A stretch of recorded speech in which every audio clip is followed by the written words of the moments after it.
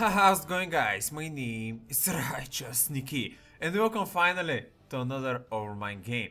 I haven't shown you an Overmind game from quite a while. I've been mainly showing you some Heroes of the Storm bros, but that is because there weren't at all any opportunities for me to actually show you a decent game, and today I have this opportunity. Now, first of all, I'm back to my main account. I have been unmuted from my 4 months silence, so I can finally play all my heroes. So that's first of the good news. Second good news, well, not good, but second, in other news, I can say that I've been clear with my language. I've generally tried to report negative players, and probably I have gotten some reports in my direction as well, but generally I have not been muted again, so that's pretty cool for now. I'm not planning to mute my chat because I really need to communicate in ranked somehow, so that's pretty needed. And people in Diamond are very toxic, guys. Like, I have my account free from 1 week, and for that week I've probably reported like 20 players. It's madness. I also completed my placement matches because I haven't had the opportunity to place myself in the past 4 months. I've been placed in Diamond 5 after I had more than 5 losses in the placement matches, so I don't remember the exact result, but I was Diamond 5, and currently I managed to climb to Diamond 3. So this is going to be a Diamond 3 game. Now we're going to be playing on Warhead Junction. At the start of the game I said that I don't prefer to play main tank. Main tank is my weakest role. I could play off tank like Sonya, which is pretty strong for me, but main tank I'm not good at that. I highlighted Illidan. Illidan, in my opinion, is one of my stronger choices for this map. And bans are going to be ATC and Dehaka, two pretty solid bans for this map. Global presence. Now Sylvan's first pick there is pretty strange.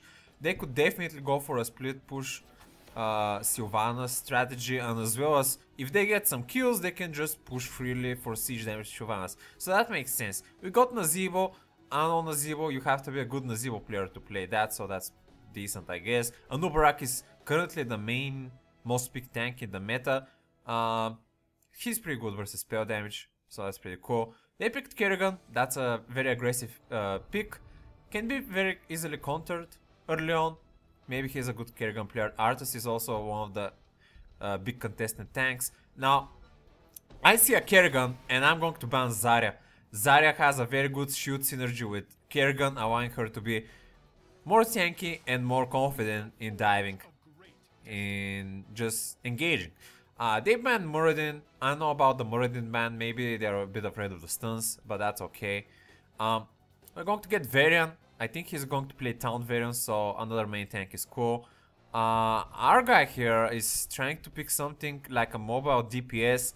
Tracer seems like a good choice, but the thing is that Tracer without Tassadar is pretty cocky in general. Like, you have to be a pretty decent Tracer player, and playing Tracer versus a silent Sylvanas from Sylvanas and a good engage from Kerrigan. Now Kerrigan cannot land a stun on Tracer, but having the Q range is also pretty cool to chase Tracer, so Tracer might be a bit of a trouble. Now I suggest to go solo support Tassadar. Now actually Tassadar has been reworked again, making his shield only get stronger by the quest bubble talent, which is, in my opinion, completely bad rework. So I don't think Tassadar can be at all solo support anymore. They're going to get Lily main support and Vala DPS, another range DPS. Now I think their lane could have used two melee tanky with Kerrigan for a harder engage. I don't know about two ranged, but now I must choose a support. Now I have Usyum. Malfurion seems like a decent choice because Silence can counter engage on the Kerrigan engage. But I think to myself, Uther. Uther seems like Uther has a lot of mechanics to deal with a Kerrigan. You have the stun, which removes her, I wouldn't say combo potential, but damage input for quite some time. You have Divine Shield, which removes any kind of damage to the target Kerrigan engages.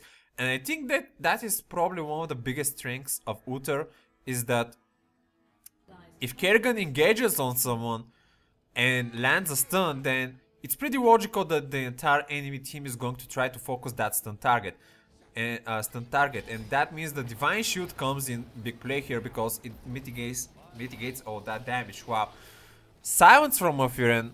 It does silence the enemies, but still auto attacks can annihilate an enemy. Nazeebo getting destroyed 1 versus 1 by Kerrigan there on the top. That's not cool. Maybe not the best position from Nazeebo. I'm trying to kill Varian here, but Varian is going to die. Tracer as well, I'm going to get rooted. Going to get auto attacked here, but I'm barely surviving, and we already have 3 men down. And this start of the game doesn't seem that good. Not that good indeed. I'm going to be a bit sarcastic here. In Twitch style, I've been actually using a lot of Twitch emoticons. Not emoticons, but Twitch... I don't know how the word is. Memes, Twitch memes, I guess.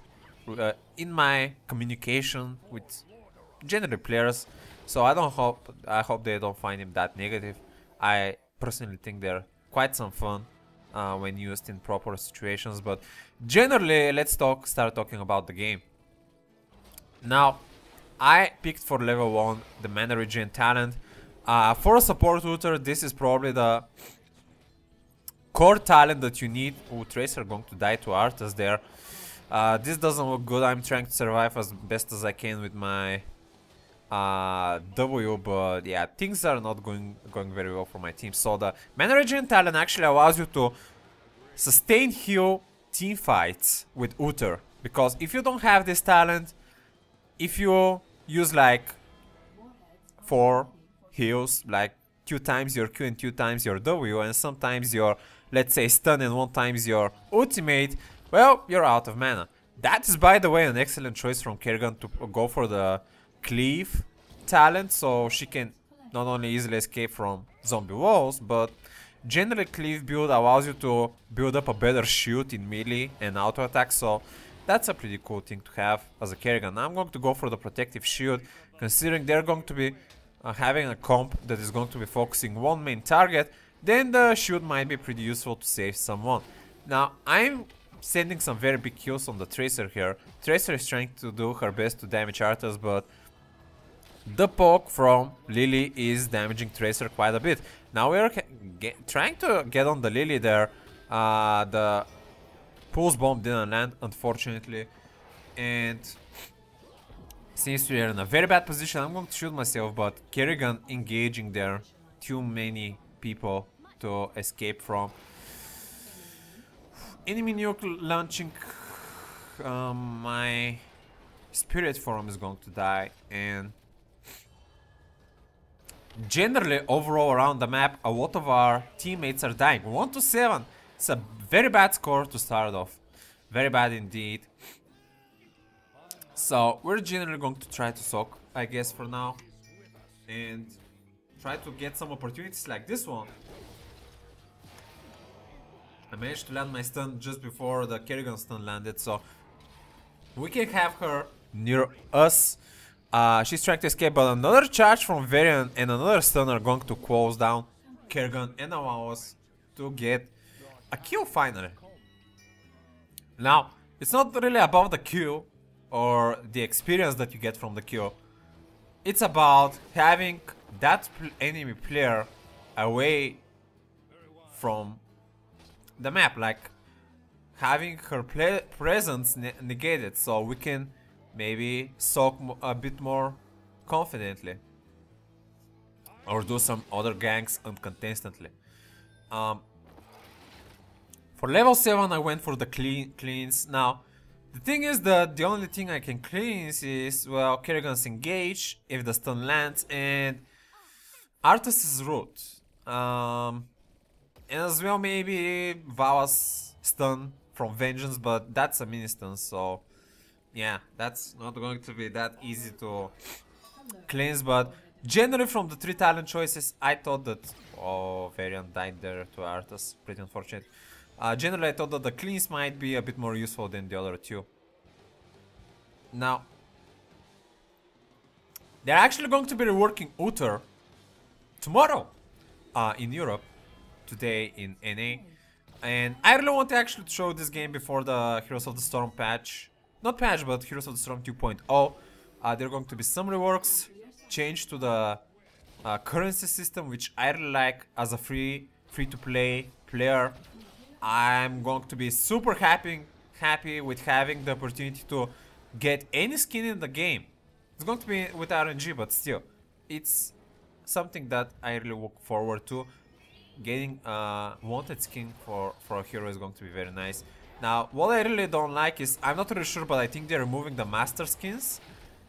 I'm going to really miss them if that is the case. I don't know if they are going to move them to RNG skins, but the master skins themselves were pretty cool, especially for champions like Zero2. Whoa! They're sending a nuke so they can finish me off with damage, and they're going to succeed because Vava came from the other side and I had to choose. Well, basically I had to be on the edge of the bomb so I can negate most from the Vava damage as possible, but it was a pretty bad situation for me, so I was probably dead either way. Now both teams have level 10. I should have probably ulted there. I think I had a slow reaction. I'm not sure if I got level 10 there, but if I had level 10 I should have ulted. Kerrigan seems in a bad spot there, and Lily went for Water Dragon? Why would you go Water Dragon for a solo support Lily? That doesn't make much sense for me. I mean, we actually don't have hard stun. The only hard stun in the team is Anubarax, Burrow, and my Judgment. So that seems like two pretty not consistent stuns for you to go Water Dragon. I feel like the heal with a Kerrigan in the team is a much more important ult than having a Swow, because you already have Swow from Arthas engage. And I feel like Lily went for the wrong ult there. We did manage to pick up some kills, and we're delivering some very nice siege damage, so that's pretty cool. Pretty cool for... And we have a 1 level advantage, so we are finally back in the game. It seems that some bad talent choices from the enemy team and some bad confident engages from their team, not confident but cocky, made them so they lose their early advantage with us. So I would say that both teams are pretty even at the moment. And until now I think we were on a losing, not streak, but on the losing side. So it's nice to get some moral boost here on our team. So Varian wants some help here with the Merc camp. Not the best choices to clear a camp, 2 tanks and the support, but I really needed to help them to speed things up so we can start applying pressure on some other lanes. Tracer now getting engaged by 4 people. Water Dragon landing on the Tracer, she's perma sword, so the enemy team unfortunately is going to be able to catch her up. So the Water Dragon actually did work there pretty well, but that is if our team is not grouped up, then it works pretty good. But considering we're looking for a big team fight, even if you swallow someone, and that someone is probably going to be the closest target, which is going to be probably one of the tanks, really doesn't seem like a good choice. My throat is getting a bit sour. They're pushing quite hard there on the top. They just got level 13 and Nazeebo died. That's not cool. I think Nazeebo should have been a bit further back, knowing that there were 4 people pushing on the top. I guess he was trying to poke so he can push them back. But clearly our team was not yet there, so doesn't seem like a good idea. Now I'm going to secure the bottom bomb so I can send it, winning some siege damage. Going to close out those 2 towers as well, and I think then I decide to recall finally. Now for level 13 I actually picked the ray gun, no, shrink ray, yeah, that's how it was called, the talent. I think shrink ray is pretty solid talent versus a Kerrigan. Negates a lot of her damage and mobility for a 4-second duration, I think it was, so it makes Kerrigan even more useless as an Uther. Oh, there's a team fight happening there. Okay. A noob is going to get divine shielded. Going to send some heals towards Varian. The cocoon is not going to last for much longer, and Vera is going to 9. Zibo finally coming from soaking the top lane. It would have been nice if he was actually here in time. He's going to get engaged by the enemy team by overstaying, and he's going to die. Okay, that wasn't a very good display from Nazibo. I think that was a bit negative comment from me there. Yeah, it was a bit negative comment from me. It wasn't righteous.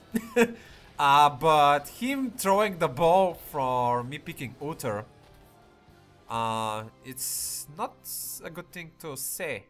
Yeah, I'm just going to report him because he is how is the word? He's backing out his bad plays with me picking Uther, which is currently for most players the worst support. I don't think he is the worst support. Like he could use some tunings, and he is actually getting a rework. But in my opinion, versus their draft, Uther is a pretty solid support. And as you can see, I'm healing actually more than Lily, so I'm doing my job properly. So that's that. They're doing the boss, and Uther and Varen are going to engage. I'm going to try to heal them up. I'm waiting with the Divine Shield. Divine Shield on the Anubarak. They're going to be able to clear two of their teammates with some damage, and we're going to be able to secure the boss. Cocoon also has been down, so we just cleared 3 of their teammates pretty swiftly there. Managed to get level 60, and that was a big turnaround for our team there. I think I weighted the Divine Shield pretty perfectly there, in my opinion.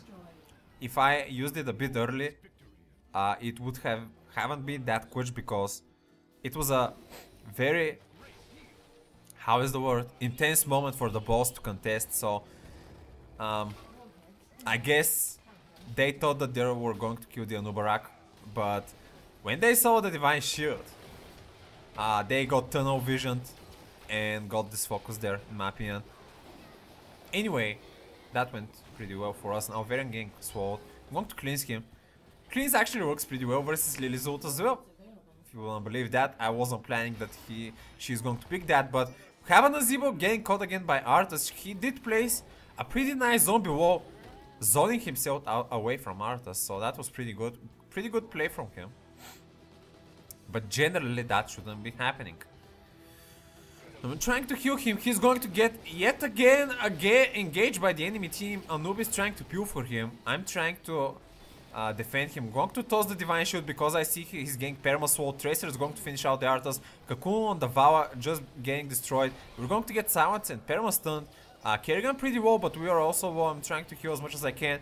Lily's Dragon landing on the Zibo. Now Varen coming from the side and annihilating their backline. Vawa down now. We're chasing on the Kerrigan. So this is going pretty well for us. I'm going to follow on the Varen because despite that he is pretty aggressive, going 3 versus 1 might be not the smartest idea. I'm going to top him up a bit so he's a bit more safe.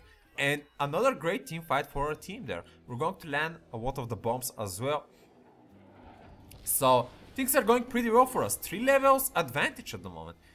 Very nice indeed. I'm actually almost going to complete my quest, and as you can see, I have barely had any mana problems since I had probably around 15 globes on my quest. So you can get a pretty nice vision of when the quest actually starts to pay out for Uther. 15 plus, and especially if you get 25, which I already did, you're going to have almost non-existent mana problems. Now, good engage on Sylvanas, but Varen is going to get perma-stun. I'm going to cleanse him now. Nazibo again in not the best position. I'm going to shrink rate the Arthas because I don't want him to swallow Nazibo. Getting some pretty nice damage. Tracer finally free. Doing my best to heal. Anubarak a bit low. Divine Shield finally up, but Kerrigan is going to die. We have a Merc camp and a decently low team trying to get some push here. A bomb going down from Nazibo. We got level 20. I'm going to go for Bork of the Light. Wow, he's going to die to taunt and bomb, which was pretty awesome. The Arthas. And by the way, I didn't mention my level 16 talent, which is pretty important. I forgot the name, but basically whenever I use my Holy Light on someone, he's going to get damage reduced 50% for 2 seconds. from any sorts of damage. Like, it's not only physical or magic, it's all sorts of damage. It's just damage reduction. So this is also another tool that Uther has that other supports don't, is that he made single targets very sustainable to engages, while other supports have a bit more AoE heal sustain, like Lucio, like Uriel. Yes, Uriel has the crystal, but still Uther has a lot more answers to single target engage. You have the Shrink Ray, you have the Cleanse, you have the single target shield, you have the Divine Shield, your ultimate, you have the stun, you have the talent from your Q. That's like 6 ways to negate a single target engage. Of course you don't need to use them all on one target, but we're going to play it safe and get the top boss, and now we're going to force fight to the core with a level 20 advantage. I'm saying to my team to wait, so we fight under the boss. The boss has some very nice damage that we can use. I'm going to charge on the Vala, but not going to land. I'm going to get counter stun. Arthas in a very bad spot. Arthas is losing a lot of HP. He's going to survive on a Tracer pretty well. Arthas still pretty well on Nubarak. Engaging on the Vala. He's going to secure a kill on the Vala. This is very good for us. We're doing some very nice core damage. I'm trying to keep the Tracer up so she can be safely doing damage. Divine Shield, Kappa on the Nazeebo, and this is going to be game. Oh, I haven't talked so much from a month probably. It's going to be a victory, guys. Uther working out in a game. Now, I'm actually going to be able to show the talent. I got Headhunter. The fuck? That's pretty strange. MVP for Nazeebo. Well, despite the early game fuck-ups by Nazeebo, from the late game forward, Nazeebo actually played pretty well. So I can give him that, but I really didn't like his negative attitude and calling me out for picking Uther, which in my opinion was a great choice versus their team. So here are the talents. That talent is called Righteous Defense on level 16. I strongly suggest that. And Nazeebo went for the level 20 passive poison, so that's pretty cool. Nubarak for the Hourglass, Tracer for the sustain. And yeah, that's going to be basically it, guys. Going to see you hopefully with some games in the new patch of Heroes of the Storm. And I'm going to see you in the next video. So thanks for watching, and until next time, stay righteous. Let's try it out. Oh, that other guy doesn't seize me. Pick up body. Hopefully we can hide it. Oh, kidding me?